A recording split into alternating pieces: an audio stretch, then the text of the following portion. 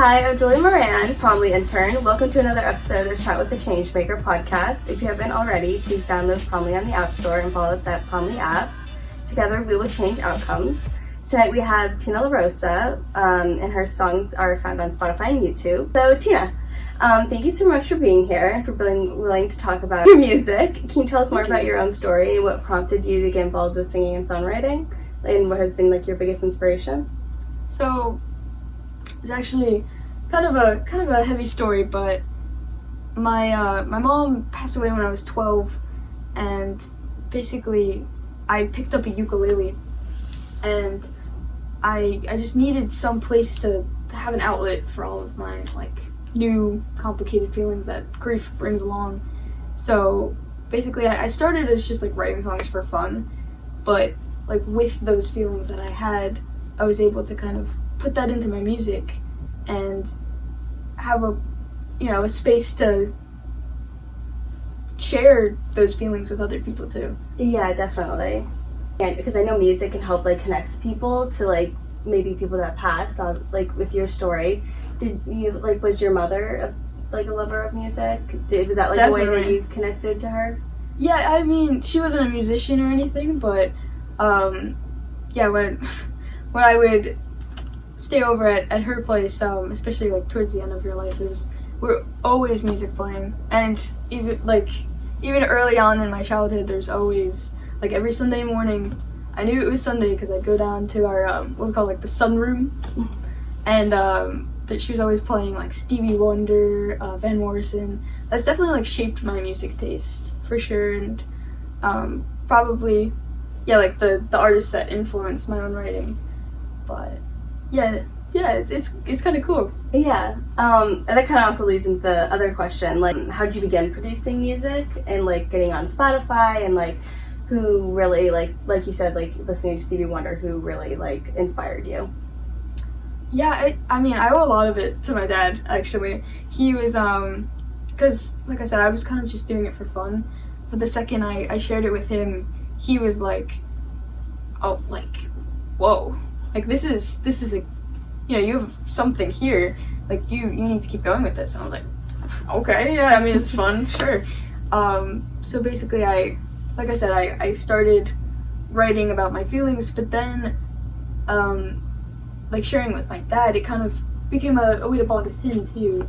And he was if you're gonna be a songwriter now, you should know the greats, so Joni Mitchell, Simon and Garfunkel, those folk rock has definitely influenced a lot of my music, and it's become some of my favorites too.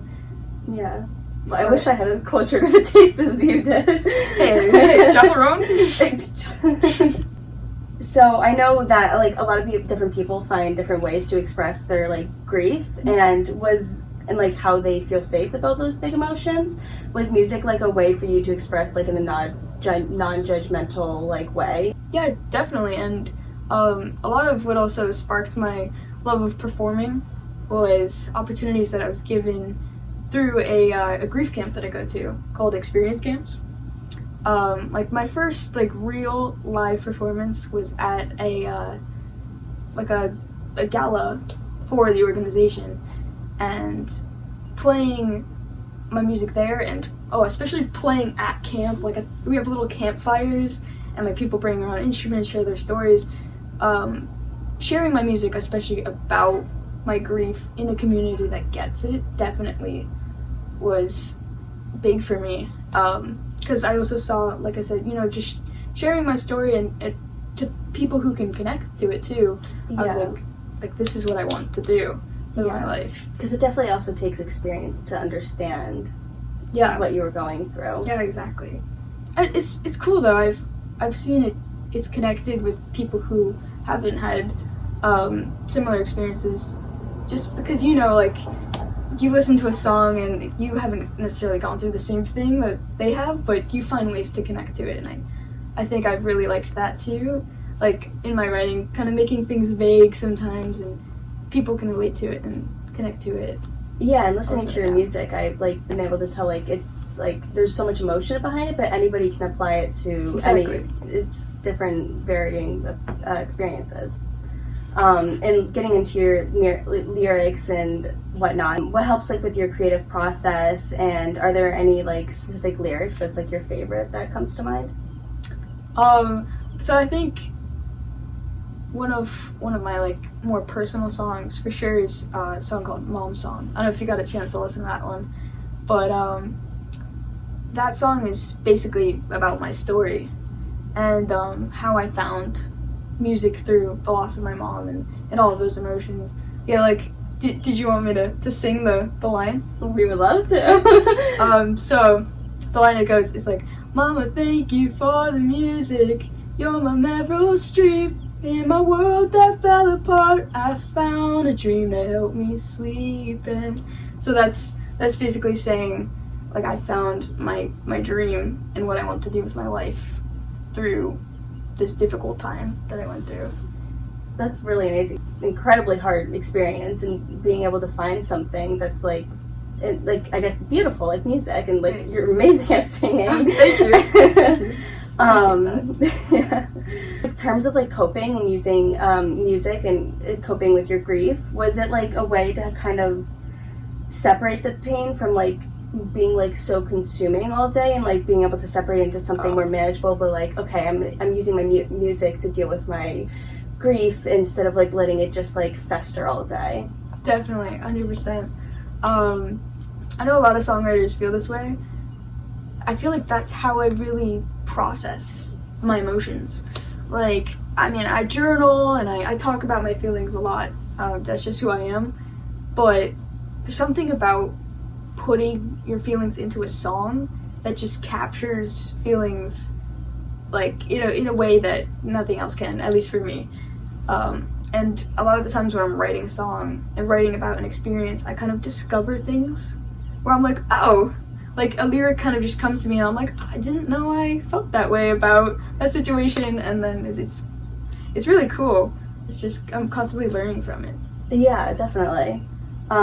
Did you always have a passion for music, or was the grief that you felt like something that brought it more to the forefront? I talk about this with my dad all the time. He's always like, because we kind of have like this feeling like, oh, I found music through everything I've gone through, and we always ask, like, would I have found it regardless? And I think it was always in me, but I definitely was not like I've always been passionate about the arts, but music was just something I loved just as much as, you might love music. It was never like I had no musical abilities until I picked up that ukulele. Yeah. That's what was crazy about it. It's like, where did this come from? Yeah. Yeah. And like you said, you lost your mother at a very young age, at 12. And a lot of times, like, when you're younger, it's hard to, like, articulate, like, overwhelming, complex emotions like that. And was just, like, kind of a way to channel and express what we were feeling without having to, like, blatantly talk about it, because, like, that can be hard. So, just, like, sitting down and, like, saying, like, oh, I feel this and I feel that, and, like, putting it into, like, lyrics and whatnot. Like, was that helpful?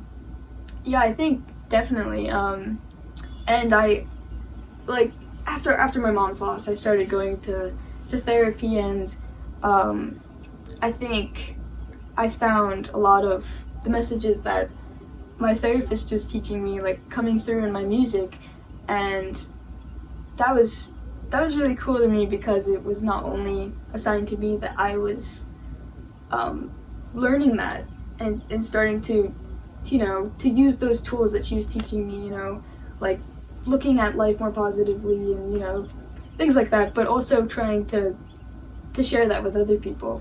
Yeah. It's kind of what came from that. Like the first album that I wrote and released is called Glass Half Full. So it's literally about, like, taking, grief and loss and any negative situation, and just, seeing the silver lining in it. Yeah, and that's amazing that you're able to do that. Tina, how did your mom die? Heart attack. So, with no warning? Out of the blue. Which, is definitely adds to it all. How old was she? She was 47, 46? I forget. Somewhere around there. Young. Wow. And I was 12. So sorry. thank you. Okay, so if you could give advice to yourself from when you were first starting the process of beginning to cope with all your grief, is there something you would tell yourself? I think the most important thing I would say is probably just take it day by day, which is what I was telling myself then, to be honest. I always told myself, I'm like, I will, get through this, I never really, fully believed it. I did because you have to, to get to the other side of something like that. You have to just, believe that you can. But, I think if past me could see me now, I think I would be in disbelief because, I'm a completely different person now. I was in a completely different mindset, and I never believed that I could get out of it. I wanted so badly. So I think I would probably just say, keep doing what you're doing because, time heals all wounds. Yeah, it's crazy because when you're in that moment, you don't feel like there's really anything else. You're just this moment is everything that's gonna be the rest of my life. Right. And I mean, it's really amazing that you were able to make such amazing music out of such a terrible situation. Thank you. Yeah. Do you have a specific role model in music? Like I said, yeah, definitely a lot of folk musicians, but I love Fleetwood Mac, I love Billy Joel. I have too many, and all for different reasons. But if I had to pick one, maybe Joni Mitchell, for sure. It's her lyrics, and I'm a musician, but I'm a lyricist first. I think that's what I love the most about songwriting. Yeah, so. I think that's the most important part because that's really what how the message gets across. Right. Do you have a certain goal or dream that you want to do with your music career? I think I just want to help people through my music, whether that's as small as someone finding my song and hearing it and that making their day, or I don't know, one day running benefit concerts that raise money for charities, just any way I can use my gift to help other people is that's the dream for me. That's really great.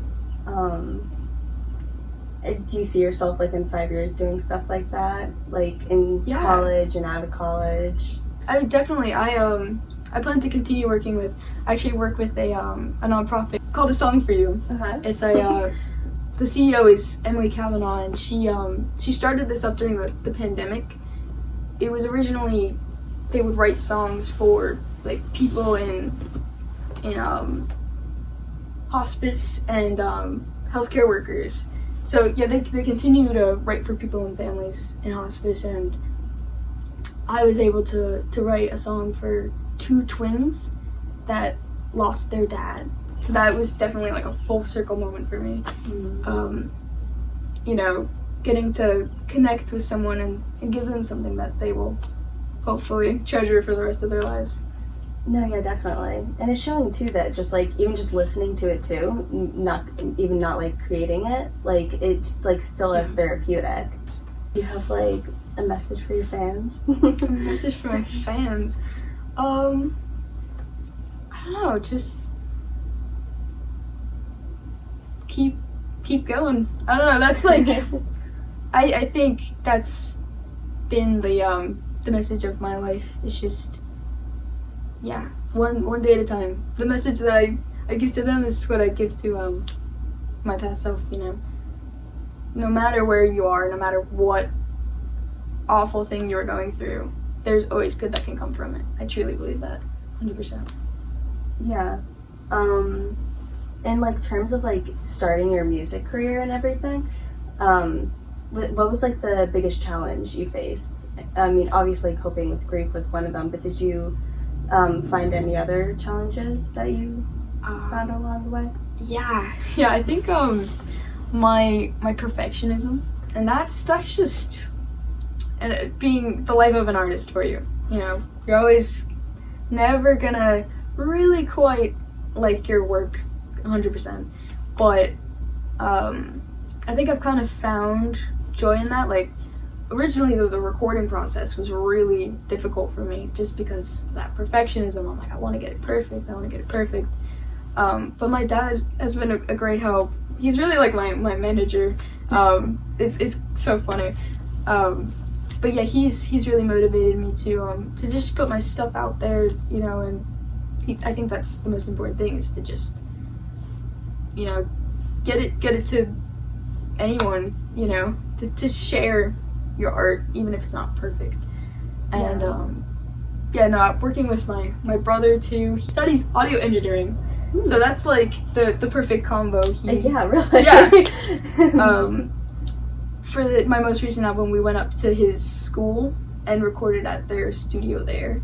Oh, great. And like there, I was kind of really able to like fall in love with the recording process a lot more, and I have a lot more patience with myself and with other people too, because that's, especially when you're working with family. It definitely tests patience. Yeah. You gotta give the deets, Tina, because I would love to know. Do you have any releases coming out? Any planned releases? Well, so there is one song that's like almost done, not recorded at all, but it's written and I just need to record it. But there's also like recently, I talk about like having a massive period of writer's block and then just suddenly I'm like writing again. So there's like, if you looked at my notes app right now, there's like 20 like songs in the works. Half of them will not see the light of day. But notes app is like, it's like a diary. Oh yeah. Yeah. If anyone ever got the hold of my notes app, I have like 5,000 college drafts in there. It's bad. But yeah, no. So there probably will be another album in like the next year or so. I don't know. I'm so excited. definitely a single too. But yeah, stay tuned. Oh, I'll be stalking your account. Do you have, like, what has been the most rewarding aspect for you, like, throughout, because I mean, you've had such a huge impact through like your lyrics and like how like honest they are, and I think that's really amazing, and your story too is, I think it's very inspiring for people going through the same experience. But yeah, like, what's been the most rewarding aspect? I think just I mean, I feel like I'm, you know, a broken record here, but connecting with people has been the biggest thing. I always make this joke. I'm like, if someone in the audience cries, like if I make them cry, then I did my job. But not in like a mean way, but it's just like, it means you're getting to them. Exactly. Yeah. Because I know if I hear a song, like when we were talking about Lizzie McAlpine before, like when I listen to her music, like I tears connect to immediately. it. And if my music can do that for someone else, like it's really showing that they relate to it so much. Exactly. Yeah. I know I still relate to the Lizzie McAlpine stuff. Who would be like your dream artist to collaborate with? Oh, I have so many. I have too many. But yeah, if I had to pick one, I don't know. I mean, I have like long shot ones, like Elton John, but like you kind of manifest it. Yeah, hey. But listen to a podcast and be like, hey, Tina LaRosa, I need her now. Call me out. No, but I think honestly Lizzie McAlpine. She went to Berkeley, and that's my dream school. So hey, Berkeley connections. Maybe that'll happen one day. Manifest that too. Yeah. But no, yeah, she's definitely someone that I would see myself working with. Kind of that like folk you know, singer-songwriter style. Yeah. Say Noah Kahan, we were also talking about earlier. He would be cool to collaborate with. Just, I think, another, like, goal of mine for some reason is to just, like, kind of bring that kind of music back a little bit. Yeah. Not that it doesn't exist out there, but, like, kind of make that popular again. I mean, they're always kind of doing that, but I kind of want to hop on that, you know, bring back folk. Definitely.